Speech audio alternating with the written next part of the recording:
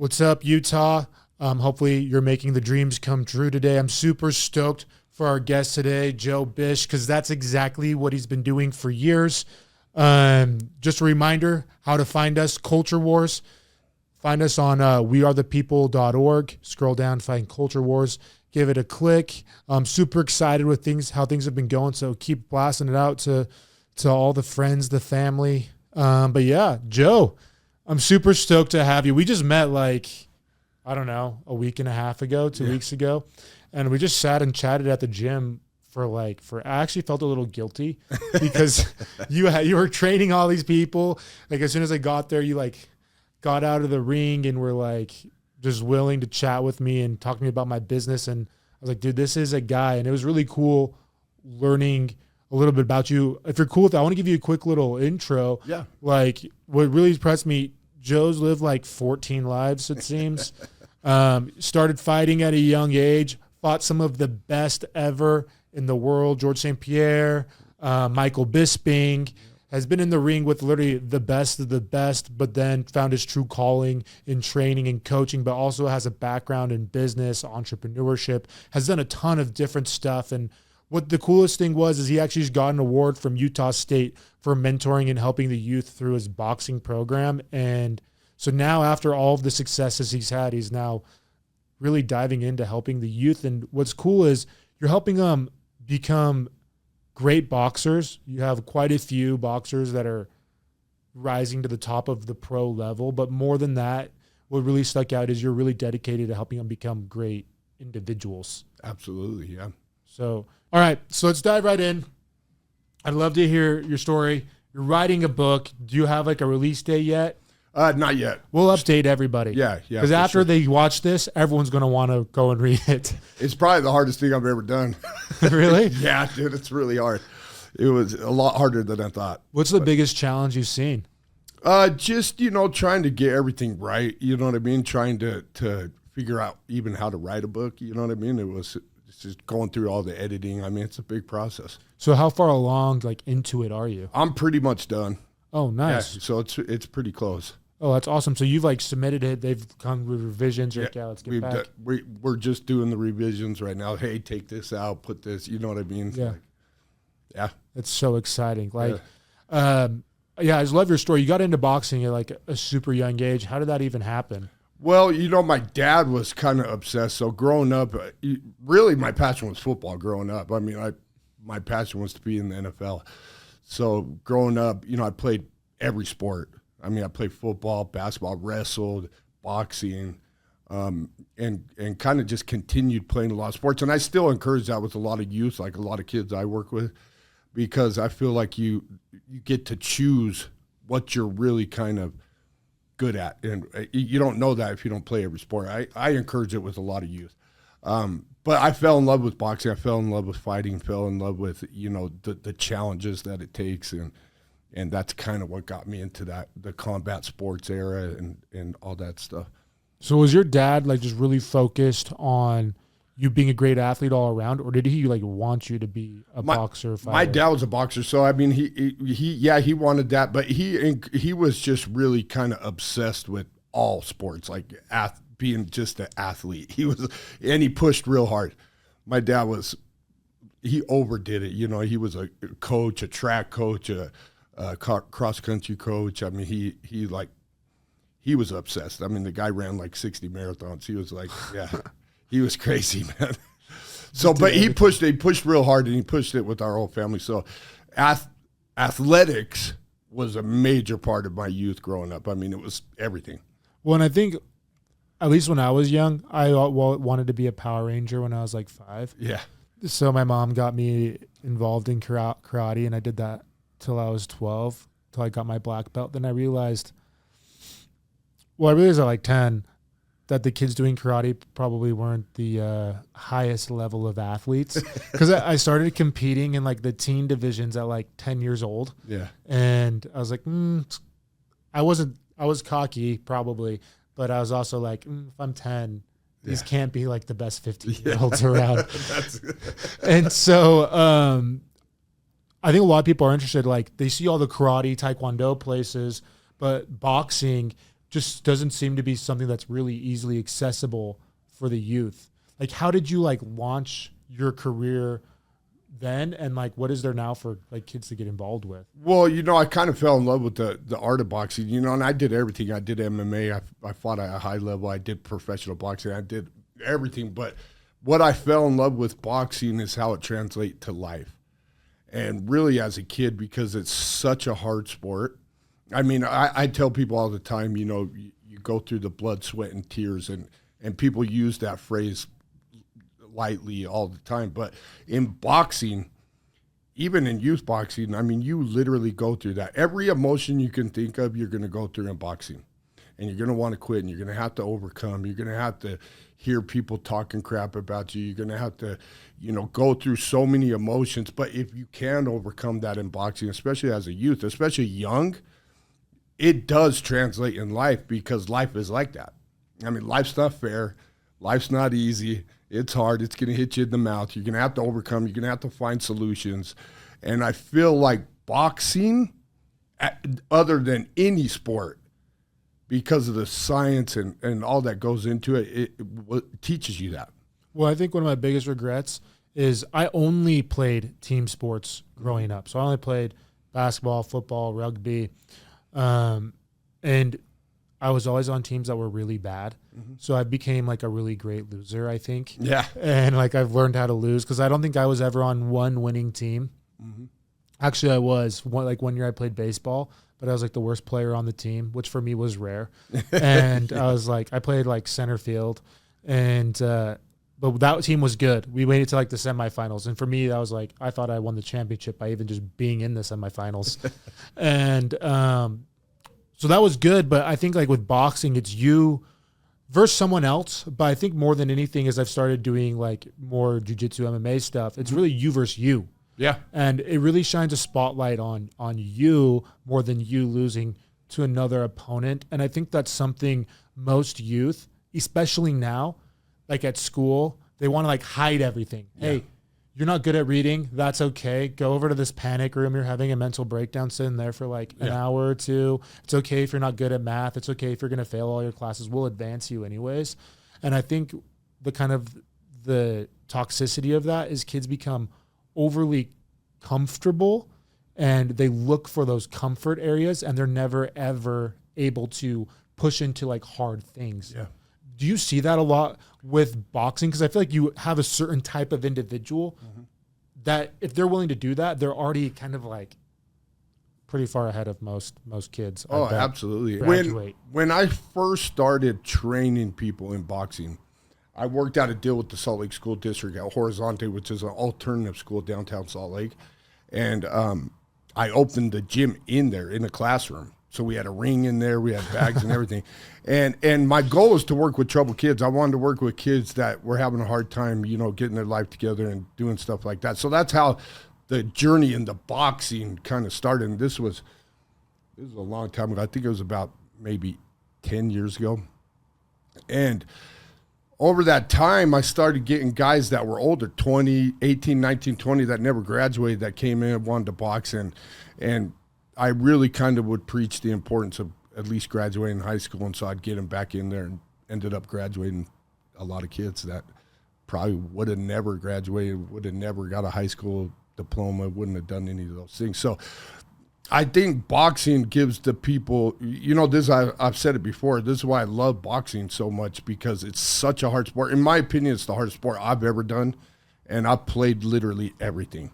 You know what I mean? It's like just the fact of what you have to overcome on a daily basis in your mind makes you have the confidence to overcome and accomplish things, whatever it is, because it's not as hard. Well, do you feel like I don't want to call kids or people soft nowadays, because like you definitely have to put it on them. If you want to like be a great fighter, boxer, whatever, in anything combat sports related, you have to be a savage. Yeah. Is that like a challenge, or do most kids just like have it in them? I think everybody has it in them. I mean, I've thought about that question a lot, actually, because I've in my own mind, I've thought about that. But I think everybody has that in them. It's just finding how to release it and how to release it. You know what I mean? How you can get them to kind of get that inner savage out. And once people recognize it, then they can control it, and then they can accomplish more in life. But I think everybody has it. Well, like when I first watched Fight Club, I don't think I really understood it because I think I was like 14 when I watched it. My uncle like downloaded it on my iPod like video or something. I was like, this is a good video, a good movie. You should watch it. Yeah. But like now I was in this meeting this morning and I was like looking around and everyone's like the Edward Norton versions of themselves. Yeah. And they're like, okay, like what does Mecca do? And like I was thinking about like my company. I'm like, okay, so like what do I do? And I was like looking around and I had the thought pop in mind. It's like I'm in business because I want to take everyone from the Edward Norton version of themselves to the Brad Pitt version of themselves in Fight Club. Yeah. It's like, how do you become your Tyler Durden? What does that look like? And how do you pull that out and become like the savage you are meant to be? And I just think, especially in jiu-jitsu, it takes like, that's the only framework I really have that I've done for a long time is like seeing guys who enter and they're like very timid until they're in it for a year and a half, 2 years, when they're like about maybe to get up to a blue belt level and they're a different animal, different person. That transformation is just wild. Is that something you see regularly with fighters as well? Well, I became really good at it. So, like, I take kids, man. I've had the softest kid. I mean, we live in a soft world right now. You know what I mean? It's like a lot of people, you know, everything, you know, that second place is like first place award type world that we live in. You take last place. Yeah, you get the first place award. Yeah. Everybody gets a trophy, participation award type of deal. But I've had soft kids that come into my gym that I thought were never going to make it that now are unbelievable boxers. But I have kind of a strategy. The way I coach is a little bit different. So I'll take people and I'll slowly beat them up. You know what I mean? I'm not going to take them in there and beat the living crap out of them the first time to where they want to quit. But we're going to slowly get them to that line. And everybody's different. So finding everybody's line, this is what makes a great coach, is somebody that can really see each individual's line, their breaking point, right? Everybody has a different breaking point. And the goal as a coach for people to succeed in life and in the sport itself is to get people to that breaking point, but not over it. You know what I mean? You get them to that breaking point, get them to where all their emotions are coming out, whether they cry, you know, bleed, be sad, anything. You get them to that point, and then you get them to the next point, because every time they get to that point, it kind of extends that line. And then you see a dramatic difference. And I had to learn that over the years, but I see it with kids all the time. And then they become savages, you know what I mean? There's kids that I thought would never become a savage that are complete savages now, you know what I mean? It's like, it's amazing. But I think, you know, out of every sport, I think boxing really does that, because even MMA, I love MMA, I did all those things, but you can be an average MMA fighter and go far in the sport. You cannot be an average boxer and go far. It won't work. It will never work. You will never see that. Well, it seems like with MMA, there's just so much going on that you can do, that you can be really good or overly decent at one thing and then really exploit that on your opponent and kind of be lackluster at everything else. Yeah. Whereas with boxing, it's such a fine-tuned thing that if your footwork isn't there, your hands aren't there, your guard's down, whatever it might be, it's gonna be exploited. Yeah. Oh, big time. And you know, it's just, there's so much, people think boxing's just punching, but it's so much more than punching. Yeah, it's like, man. Well, when you're saying like you're like the only person that really dives into footwork first, it is a little bit shocking, because to me it's like everything comes from the ground, like, right? It's like ground up, and if you're not moving your feet right, you're never gonna be in the right position. And would you say it's more with your feet and hips and bodies than it even is with your hands? Oh, I think it's the most important thing. Yeah, I think the angles of your feet and your footwork are what create the open punches. I tell people all the time, everybody can punch. Some punch better, some punch harder, some punch faster, but everybody can punch, right? But can you move and punch? Can you set up an angle to make a punch land? Can you do things like that? That all starts with the feet. I mean, I've trained guys that have been boxing for 5-6 years that didn't even know the, you know, basic footwork that I teach brand new guys. it's just kind of wild. Yeah. There's just so many life parallels, I feel like, with this. As you're just talking, I'm like, as you're talking about like the kids and helping them, like, how have you seen success outside of boxing for these kids that are soft, but then become, well, even not even just the soft ones, but the ones that after they go through your program, what is it like for them? Well, I can use an example. I had a kid that probably 5 years ago started with me, and at 2 a.m. one time he get a call from him saying that he couldn't take it anymore, that he was gonna kill himself, right? And then hung up, and it was pretty dramatic. But I went around and I found him. I found him under a bridge in Glendale by the Jordan River with a gun to his head. And that kid, he was going through a lot of emotions, life, didn't have a lot of money, you know what I mean, stuff like that. And this story is really profound because it's amazing where he's at today. But he literally had a gun to his head, shaking. And I sat down and I said, hey, look it, man. Put the gun down in between us, okay? Let's just talk for a second. If you want to pick that gun back up and put it to your head and take your life, you can do it. But let's talk first. You know what I mean? This is like 2:30 in the morning under a bridge. But we ended up talking and you know, crying and going through the emotions. I ended up getting the gun from him, took him up to uni, got a little bit of help. But then we started training again. Now he joined the military. He's done successful stuff. I mean, to make a long story short, this kid has changed his entire life. He's ultra confident in himself. He helps other people now. Went through boot camp, went through the military, and is a completely different person. And it's not because of that night of what happened. It's because what he's done in training, in boxing, in my opinion, in my belief, is the emotions he had to overcome daily in a boxing gym are like 5 years in life. You know what I mean? It's like more. Yeah, or more. Yeah, so it's like I've seen a lot of transformations. I've worked with kids that have graduated college now, that I trained in high school, that have owned businesses, that are super successful, real estate people. I mean, so much success I've seen in probably the last 15 years of working with people that it's unbelievable. It's what keeps me going. Trust me, I'm 47 years old, and it kills me. I train 10 hours a day. It's like every day. And so, but it's not the money. It's not that. It's that success that I see in kids and the confidence that grows from the sport that has kept me doing it. That's amazing. Yeah. Well, like, I think life's hard. Well, life is hard. I know life's hard. Life is hard, and people just kind of want to retreat back. And when things get hard, they want to change and do something else. And they want to quit. And you can do that with your job. You can do that with a lot of things. People do that to their families, their relationships, whatever. But like when you're in the ring, and you can quit in the ring, I guess, too. But when you're like doing something like that and someone's putting it on you, like I've had times where I'm like, dang, getting smothered. I look up and I'm like, this has to almost be over. It's a 5-minute round. You have 2 minutes and 30 seconds left. You're like, I've only been here for 2 minutes. How am I gonna survive the rest of this?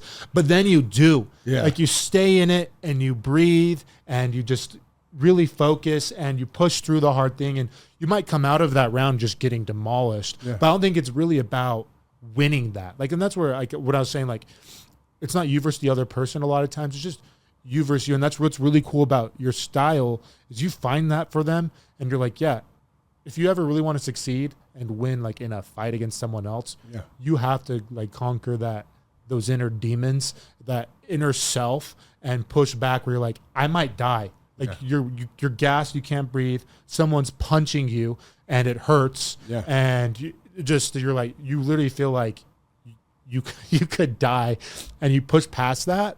Most people aren't getting that from just like going to school. Well, especially kids nowadays. It's like, man, I get kids every day that want to quit in the ring. But this is where coaching, man, I think coaching is real bad in a lot of things, and nothing against anybody out there, but I think people don't coach out of their heart. You know, they coach out of ego. They coach out of, you want to be popular. They coach because they want the gram to be cool. You know what I mean? Well, even sometimes I think they just want their business to succeed. Yeah, that too. But I see kids, man. I really, so I'll have a kid that goes and we're like, hey, look this is your first time sparring. You're going to spar 4 rounds. You're going to get beat up. You're going to hurt. You're going to want to quit. They'll get in there halfway through the first round. They'll want to quit. They're crying. I'll jump in there, get back up. You're doing all 4 rounds. Whether you walk out of here and quit and never come back again, you're finishing all 4 rounds. They'll get back up, wipe off the tears, wipe the bloody nose. They'll get back in there, spar. They'll cry again. We'll lift them back up, get them through the 4 rounds. Once they get through the 4 rounds, I said, look, are you dead? Did you survive? Did you overcome? Did you stop crying? Did we wipe off the blood? Yes. You did it. And I tell people all the time, I have a saying that I use at the gym all the time. Look, you have to be your biggest fan, not your worst enemy. You have to see the positives. You have to see the negatives. You can't see just one of them, right? So it's easy as human beings to only look at the negative because it's so easy to see what we do wrong. And sometimes you don't even see anything that you do good. But it's important to see good because you can't be the best without seeing what you're doing good. It doesn't happen. And so I emphasize on kids learning that. And my retention rate with the gym and the kids I work with is huge. Like I said, I've seen completely softies that you would never think could fight in their life become true savages. That's phenomenal. Like, dude, I think that's what everyone needs in their life is something like that. Mm-hmm. And like, too bad for everyone. You can't train everybody. Yeah. But like, people really, really need them. Like, people want to point to whatever issues are going on in our society. Mm-hmm. And it's so true. Like, a lot of those issues just come from weak people wanting other people to solve their problems. Yeah. And if people could just take accountability and ownership, then I think things would be going way differently. But like, going back to your career, mm-hmm. So like, you were a stud high school football player. Like, you probably had some sort of offers or something. Yeah, like, I did. I had scholarship offers. I was a state champion wrestler. I was a real good athlete. But coming out of high school, I got in trouble. So I ended up going to prison when I was 18. Right out of high school? Yeah. I got in a conflict where a couple guys tried to jump me and hit me with a baseball bat. This big scar on my head right here. And I took the bat and beat one of them up. It was a mistake, but it was self-defense. But in Utah, the self-defense law doesn't state. It's only on your own property. So I think they kind of made an example of me, but I was real young. In fact, I was 17 when I was going through that. It kind of ruined everything.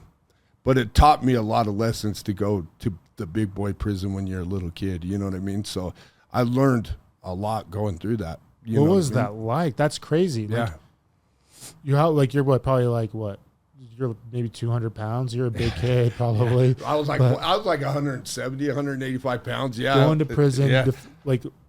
What was that first night like? Well, and I got caught up too. It's like more than that. I was doing the wrong things, drinking, smoking, doing stuff. And I've been sober for a long time now. But it was like I got caught up in that. In fact, if I don't think I got caught up in those things, I probably wouldn't have been in a situation where that even happened in the first place. But it was really hard. You talk about having to overcome things and be scared for your life. I mean, I saw a lot of people that never made it out of that prison, man. You know what I mean? Like, alive. So it's like you go through. It's just another step in life where you learn the hard things. You know what I mean? It's like, it was scary. I'd never go back there, that's for sure. I mean, it changed my life. And I don't think it does for everybody, you know what I mean? But it scared me enough. Well, I know what's happened since. And that's like what's kind of crazy and incredible. Because, I mean, I didn't know that. Mm-hmm. And, like, because I know you had a lot of successes in your 20s. It's not like you get out of prison at 22 and you're like some bum. Because, what happened? Like, I just have so many questions. I think, I'm a big person about thoughts, you know what I mean? How thoughts create your life. In my opinion, I think your thoughts are your life. So whatever you're thinking is going to be your reality and I had something happen to me when I was in there. I was in solitary confinement for a while to where you were locked down 23 hours a day, got out for an hour to shower and do stuff like that. But in there, I had a dream, kind of a vision, whatever you want to call it, whatever people want to see it. I had, because I was going crazy. I mean, try locking yourself in your bathroom, a 10-by-10 bathroom for one day, let alone 18 months. You know what I mean? I was in there for a while. So you either go stir crazy. I saw a lot of people commit suicide. I saw a lot of things go on. And as a young kid, I had a dream one night, woke up and profusely sweating all over. But in this dream, something was telling me, hey, look, get some paper, get a pencil, and just write down your thoughts. Doesn't matter, good, bad, ugly, whatever thought you're thinking, just write it down. So I started doing that, and I had, a piece of paper with all these thoughts all over the place, all these words that meant nothing. I didn't understand what I was doing. But after about a week of doing this, I'm looking at all these stacks of paper of all this weird stuff and words. But all of a sudden, I was aware of every thought I was thinking. It was like, oh, man, I was aware of all the negative things I was thinking, the sad things, the depression. I was aware of also my kids, my family, my sisters, all the great things I've done. I could hear and see both thoughts, which most people don't. Most people only see the negative because it's easier to look at the negative or the bad shit that's happening in their life and stuff like that. So that profoundly changed my life. Because now I can choose what thoughts I really want to listen to. I can put more power into the certain thought that I want to. And it's a real skill because now I can, if I'm thinking a negative thought, I can quickly change it. And not change the thought, but change what I listen to. That's like, there's books written about this. Yeah. So like my best English teacher in high school, Mr. Downs, he was my best teacher probably ever. He would have us do that where you just take the first 10 minutes of class and it's just like, hey, just write for the first 10 minutes. Your pencil can't leave your paper. That was like the one rule. Yeah. And like Viktor Frankl, I don't know if you're familiar with, that's like this whole book, like Man's Search for Meaning is like focusing and learning your thoughts, and the ability to choose is like man's first right. So that's actually. And to me, it's just about awareness, man. It's like, and I've done this with a lot of kids actually, where I do it with them. I sit down and I say, let's just write down, what do you think right now? What's going on? And you'll see them get emotional. You'll see, these are 14-year-old kids, 12-year-old kids. That I'll sit down with them at the gym. We'll go outside the gym, we'll sit down, and I'll give them a piece of paper and we'll just write down. That you'll see them start crying, but then you also see them, and I'll be like, oh, okay, look at that. You're at the gym. Oh, you did this. You sparred your first time. And they're writing this stuff down. And then we'll stop. We'll let the emotions go. You know what I mean? And then I'll say, okay, look at, you had all these negative things, but you also have these positive things here. Are you seeing those, or are you only dwelling in the negative things that you're thinking? Because look at, you have these thoughts too. Why aren't they powerful? Why aren't you putting wood on that fire? And just the way you can see them go like this, man, I've done it with so many kids that it's changed them. It's unbelievable. Just their thoughts, their eyes open up and they go, oh, I do have these thoughts too. You know what I mean? I have these. I can do this stuff. I can do it. It's life-changing to a lot of people, but it's just so easy to give up, and society makes it nowadays easy to give up. It's like, oh, just give up. People will help you. You can do this, And it's like, no. Look I hate to tell you, I don't care what these people tell you. No one is helping you. You have to help you. You're the only one that's ever going to be helping you. You might have people in your life now, but everybody dies. Not everybody's going to be there. If you don't know how to take 100% accountability for you, your emotions, your thoughts, you're never going to succeed in this life. You're always going to quit. Anytime something gets hard, you're going to let your emotions be more powerful than your what you want to accomplish and things like that. And once your emotions are more powerful than your goals and what you want to accomplish, it's over. You're not going to make it. Well, like, how did you combat that getting out of prison? Because it's not like everyone welcomes you back to society and is like, hey, let me give you a job wherever you apply. And they're like, yeah, we'd love to. You know what I mean? Like, well, I came out of there. Old. I came out of there with the acceptance. This is one of the great things about it. This is like one of the good lessons I learned is that I knew I wasn't going to get a job, so I had to create my own. I mean, I started a business right out of there. I had worked a little bit. My brother-in-law was a big wig at Cisco Systems, so I was like working, networking, and doing stuff before that happened, even in high school, 16 years old, you know what I mean? And so I had a little bit of background and was able to partner up with a kid that we started a business being a reseller for Cisco in Utah, which no one was back then. So I just said, I have to do it on my own. You know what I mean? It's like, and I have never worked for somebody ever since. So you just like do Cisco till you could start fighting, or like how did that go? We just did. No, when I got out of there, it was like I just fought. It was more fighting was a fun thing. Like I just love to fight. You know, I've always been kind of that athletic, guy. Like you're not going to beat me. I've always been a confident person, but I never knew fighting was going to take me where it is today. You know what I mean? Or even making money from it. You know what I mean? I just kind of did it on the side originally. And I was way into making money. I mean, I came from nothing. You know what I mean? I was a poor kid. We didn't have anything growing up. You know what I mean? It was fighting for kernels of corn. You know what I mean? It was, so money was a pretty big thing in my younger, it was like everything. It was like, oh, I'm going to make millions of dollars. You know what I mean? It wasn't until now to where I don't even, like money's great. I need it. You need it. It's a necessity. But, teaching people how to do things and overcome and be successful is way more powerful and way worth more than any dollar I could ever get. Now I see it different now, but as you know, I had a business after I did the Cisco thing. We sold that company on the stock market. We sold the shell, and it was bought. It was called Secure Networks. We actually sold the shell to strongman competition. Bought the shell on the stock market. Did the IPOs. Didn't know what we were doing. You know what I mean? Just kind of went through it. I probably should have got paid a lot more money for that company when we sold, but made enough. And then from there on, I started a marketing company, helping people do eBay businesses, online stuff like that. And that company was huge. It grew. We had 2 buildings, 80 employees. I ended up getting that. This is when my fight career started. So the reason why I always wanted to be an entrepreneur is so I could do fighting, so I could do the things I wanted.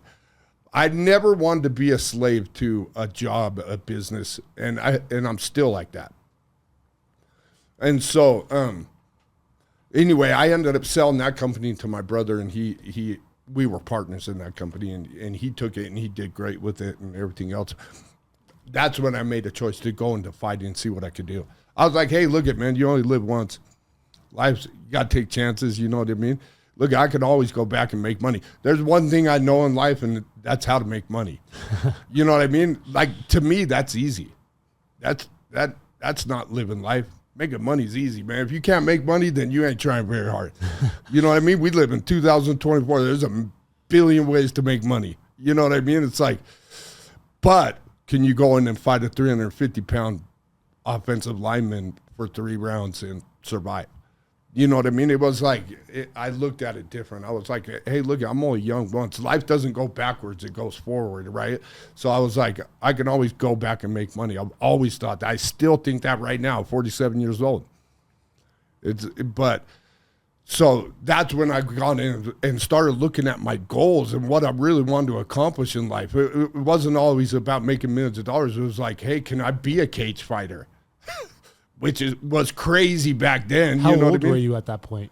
I was probably 24, 25. Oh, you were that young? Yeah.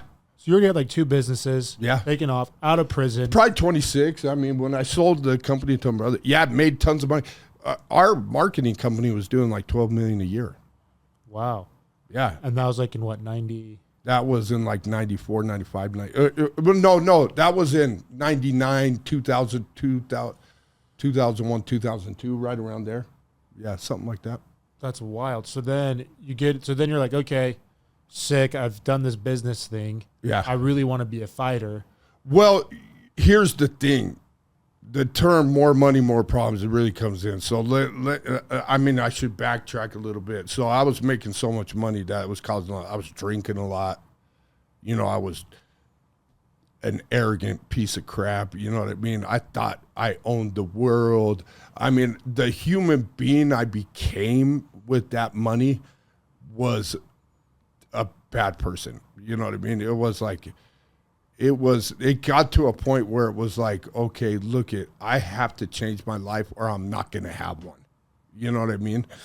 And it was the money, the arrogance. It was because all I cared about was the money. You know, I didn't really care about my goals and my things like that. So then when I said, hey, look, I'm going to take this fight thing for serious.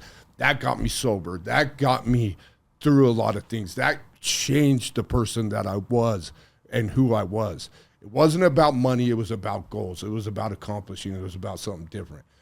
You know, when my whole life it had been about making money. You know what I mean? It was like, it changed the whole outlook of what I was doing. So, which was awesome because I'm sober today. You know what I mean? I do great things for other people. I teach against addiction. You know what I mean? I help people overcome addiction. Millions of people I've helped from all over the world that contact me, and I help today get over their addictions, whether it's eating, whether it's, drugs, alcohol, whatever it is. But it was the athletic part of it. It was the sports. It was the combat sports. It was the boxing that helped me get there because I made my goals bigger than my problems. You know what I mean? Well, that's the key. Yeah. It's like when you first started doing like martial arts, did you go with boxing first, MMA? Like what was your I grew up boxing. Like? I grew up boxing my whole life, so I always did that. MMA came way after, man. It was like, and when I started MMA, it was kind of frowned upon. It wasn't really a cool thing like it is today. You know what I mean? I was telling you when off air that we were like, I used to fight on reservations, no commission. There was no weight limits. I mean, it was kind of the wild, wild west. And when you told people that you did mixed martial arts or MMA, everybody, they didn't really understand it. You know, they were like, oh, that's barbaric. You know what I mean? It was the cage fighter. Now you're cool if you're a cage fighter. You know what I mean? It was cool, but you weren't that cool being a cage fighter back then. It wasn't really that cool. Like trashy. Yeah, it was. It was really like, oh, you're one of those guys. You know what I mean? Yeah. Well, I get it because like we'd have those kids in our high school that did MMA, and I always liked fighting stuff, but I never did it because I was like, the kids I'd bring like the UFC DVDs from like the early ones. Like, it was probably UFC like 10 into 15 or 20 or something. You're like, this is a special. Like one of them would headbutt me till his head bleeds without a helmet, with my helmet on. Yeah. And I'd be like, dude, this guy is a psycho. Yeah. And I was like, and little did I know the like best MMA gym of the time in Utah was like down the street from my house. The Pit. Yeah. So I'm like, if I would have just started then, that's like probably one of my wife's so sick of me saying this is like, if I would have just started doing jiu-jitsu and MMA back when I was in high school, who knows? But like, it's such a good thing for life. And that's why I think like hope people can pull from everything you're saying is like, yes, doing the sport is really cool. I think it's fun. I think it's the greatest sport ever. Like I played all the sports. I love football. I love everything else. But I think mixed martial arts, boxing, it pulls something different out of you that you can't gain from anything else. Just because it is really that you versus you. It's hard.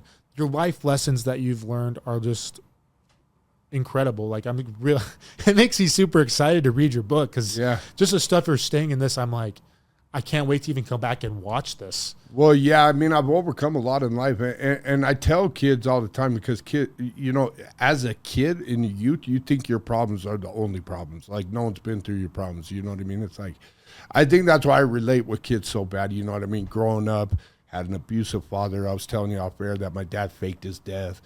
We lost everything, homeless, didn't have anywhere to stay because my dad was involved in some fraud. Like I said, actually left a suicide tape, did all these crazy stuff growing up. Been through so many things that I understand it. You know what I mean? It's not that I just use it as an excuse because I didn't. To me, it was fuel to become somebody different than who he was or the life that I grew up with. I never looked at it as something that said, well, I did. When I was in my addiction and things like that, I always blamed that. But I learned through that if I keep doing that, I'm never going to overcome it. So, I mean, I learned those things. So now with kids, I'm able to to relate to the problems they're going through. And let's face it, in MMA, boxing, it's not a sport for the rich kids usually. You know what I mean? I mean, you're talking about the rougher kids that have grown up, that have something to fight for. Not always. That's not always the case. But most of the time, you know what I mean? It's kids that, and it's fun to be able to relate to them and say, hey, look, I know what you're going through. And so what? You know what I mean? So what are we going to do about it? You know what I mean? We're going to tell this story for the next 10 years, the next 20 years. Are we going to keep telling this story? Is this going to be your story? When you have kids, is this the story you're going to keep telling them? You know what I mean? Or what story do you want to tell yourself and your kids 20 years from now? Because you have the chance to write it. You have a chance to overcome what you're feeling right now. Yeah, you don't have any food, you don't have anything, you're starving. So what are we going to do about it? What are we going to do about it? Are we going to sit here and tell this story the rest of our life, or are we going to do something about it? Are we going to overcome? We're going to push through. And then I always use each individual that I've ever worked with, I use their story and what they're overcoming. Hey, look at, you want to lose 10 pounds? Okay, let's lose 10 pounds. We get them to lose 10 pounds. Oh my goodness, you lost 10 pounds. How did you do that? So you're going to still keep writing that story that you've been writing, or are you going to see that you lost 10 pounds? You know what I mean? Or, hey, look at, I can't get in that ring. You know what I mean? I'll just hit the bag for a little bit, and then I make them get in the ring. They do some sparring. They overcome it. How was it? Oh, you did it. You made it through. You're not dead. Oh, okay. What story are we going to write? You know, I remind them all the time. And so then kids can overcome it, and they're going to be a lot more successful. I've seen it, man. I've been doing this for a long time. So it's like I've seen it, the lives change to where what you thought you were capable of went from 6 inches to 1,000,000 miles. So now what people thought their capabilities were are way bigger. You know, and that's what's great about the sport of boxing. It's so hard.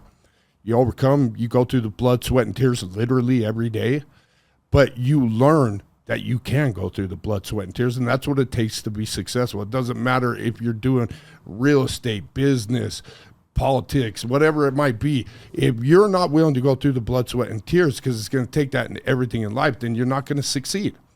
You're going to write that poor me story for the rest of your life.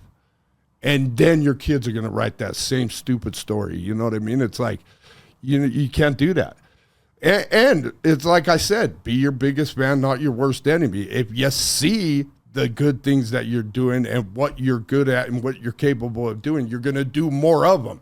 But if you're always wallowing in what you do wrong, you're going to do more wrong. I mean, it's real simple, but we make things complicated. You know what I mean? But it's like, okay, so somebody will be like, they'll get in the gym, they'll come out sparring, they'll be like, I got my ass kicked. I got punched the whole time. Oh, I suck so bad at this sport. And I said, well, I saw you land a right hand. Did you feel that one? He's like, yeah. And I was like, why didn't you talk about that? I said, oh, I saw you dodge a punch.